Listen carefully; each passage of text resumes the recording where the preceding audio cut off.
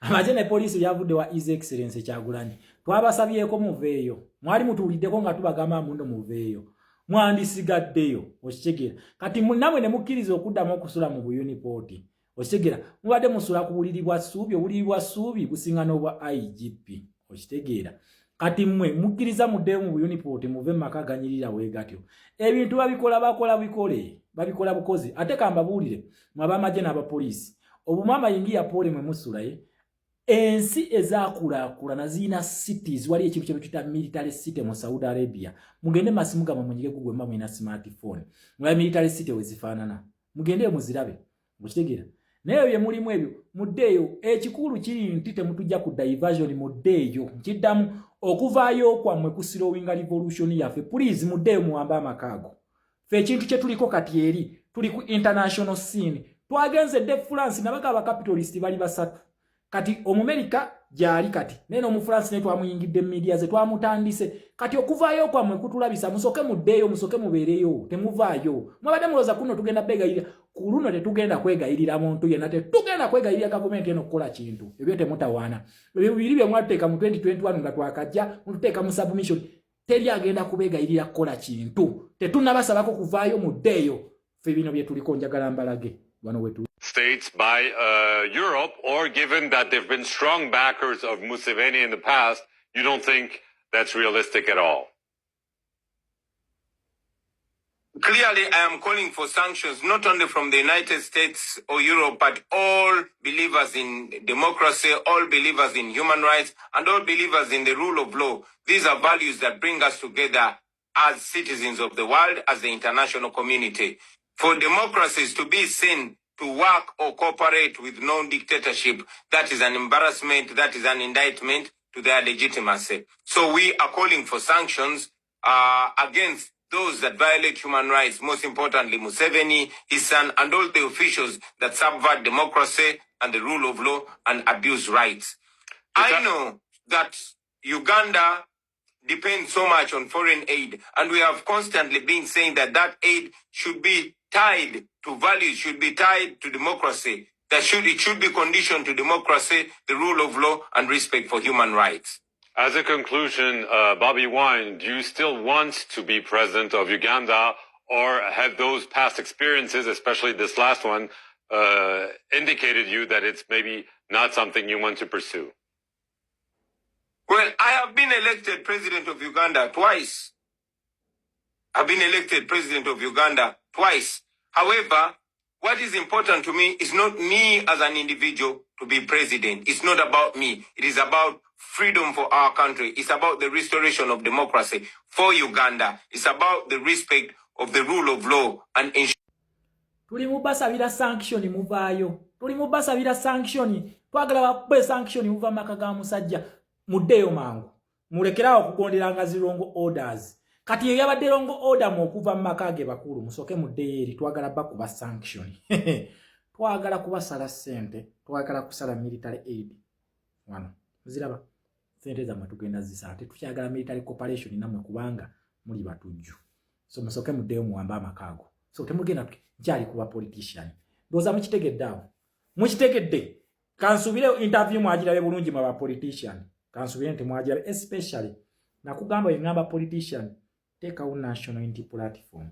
Balibo twabavaako dda beekolera bye baagala. Nefe tukugamba omuggo ogubonereza owebweru gwe gubonereza n'owuwo. Owuwo togenda kumulekayo nooneka abeerenga bali. Twagala kutereeza babaka baffe abalungi abazze nga mwajja nga temumanyi kiki mwajjamu eno mwajja mu revolution gye mwajjamu. Era nga tugamba twetaaga ntebe oyo mweyeekyangira. Si bufo nkiddamu si bufo. Nawuliddewo n'egundi waliwo ka video ke bampadde nti twagala sente za iPod bakulu. Tukolenga Saala Bireete. We tubanga twasobola okusonda sente za campaign. Njagala tuddemu tukole fundraising. Anti za kulabirira basibe siwe kiri. Tuddemu tukole fundraising tuba banasi basonde sente ezo. Tuddemu. Yes. Webange ye condition gye mugenda okutuwa. Lwaki mugenda kulayira mugende mu government ya Museveni tumwagala sente za iPod kuyamba simanyi basibe. Nalabye condition gye baleesemu mbu ya basibe sente ezo ziyamba ku basibe eyo code. Kati we tubanga twasobola okusondeza campaign mbakakasa tusobola okusonda sente zigenda okulabirira abasibe. Temugenda kulayira mubireke. wezibanga zezibatwalayo kuba wa sente ziri zebasiba mbakakasa bannayuganda basobola zisonda times 2 ne tulabirira abasibe. Yes, temutuzanyira ku mitwe. Batukyanga amapeesa baagala legitimacy engeri gye bawaayo. Kati abakwatiridde ekya kooti buno obufere bunnalubowa bwatandise dda okugenda obufere buno. Kati batuyiiya baga anti ebbanga liweddeyo. Kyekyakutte n'agamba ne gavaayo mbukakati ebintu bigize mujje tuteese mu parliament. Nakugambye iPod eri mu parliament. Nkiddamu iPod eri mu parliament. Ekigundi ekyo transition gye baagala okutuwa eyitira mu constitution and electoral reforms. Zino zaweebwayo Mathias Mpuuga ne Norbert Mao. Nkiddamu zaweebwayo Mpuuga ne Norbert Mao. Kakati gwe munnayuganda Mathias Mpuuga ne Norbert Mao basobola kuteeseza ki ekigenda okutwala Uganda eno maaso. Kiki abaka bano bebagala okugenda eri badebating. Kati batandise ekiboozi kya iPod. Nkiddamu batandise ekiboozi kya iPod. Wetubanga twetaaga kuteesa ku meaningful dialogue.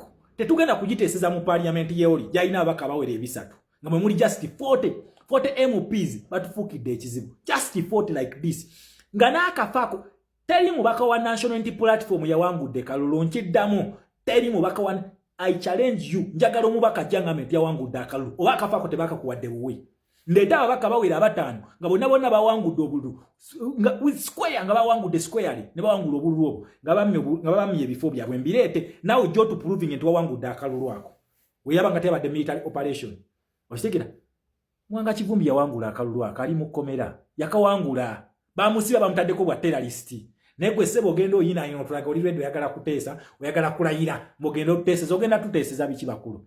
Tugambe essaawa eno we should not legitimize the fake results. Fake results zino tezabadde kuba president wo kaje mwagala nnyo okutusindiikiriza mututunuze kansala fake results wabadde olina akafaako tewakawangudde tonna wangula kalulu ako. Nkiddamu teri wa kansala yawangudde kalulu ako taliyo akafaako bakamuwadde buwi.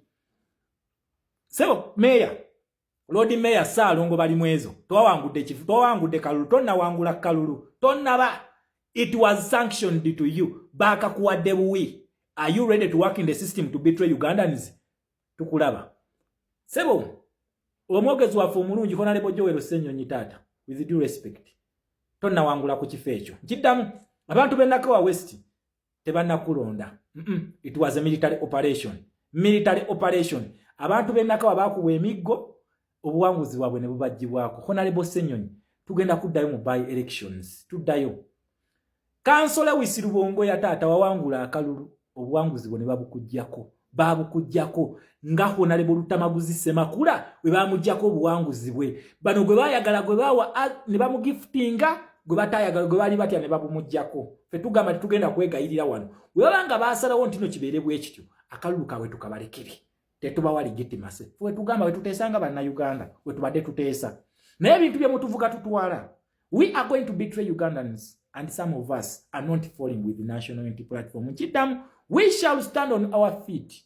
Twogera amazima. Fe tuli lwedde okwogera amazima. Munna Uganda, National Unity Platform erigitimizinga Museveni emirundi ebiri. Nkiddamu, eyo DP mugireko eyo kasasiro, eyo NRM green. FDC mugiveeko, eyo NRM yellow. PFF mujesonyiwe, eyo branch ya FDC, ekwamu NRM blue. Mwegwa, okitegera, mwebagwa. National Unity Platform yegaba legitimacy. Nkiddamu National Unity Platform yewa Museveni legitimacy era gimuwa emirundi ebiri.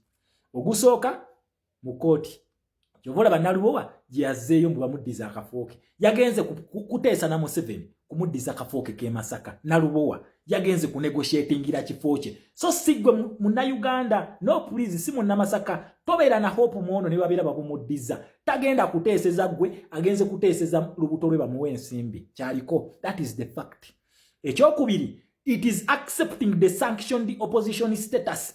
Opposition status je tulimu olunaku olwaleero bagituwa buwi. Nkiddamu bagituwa buwi. Feba number 1 fe government His Excellency Kyagulanyi akugambye twamulonda emirundi emeka ne babumujjako nti tabusaana. Kakati webanga balaga mukama nti tabusaana gwe lwaki balaga nti akalulu ako kituufu ddala oli tabusaana nawe ogenda kuona mu sitampu His Excellency kituufu tasaana bwa president. Fe tugamba oyo ye president. We are either going for a rerun oba si kyekyo tubizire abeerewo nga ye. Yes, yerondere opposition eye. Anti bwati wakikola. Fe yajjawo abafe betulonze betwagala n'atuterewo ababe. Katumusaba era yeterewo opposition eye. Naye ku luno tubalaba. for God and my country, Uganda.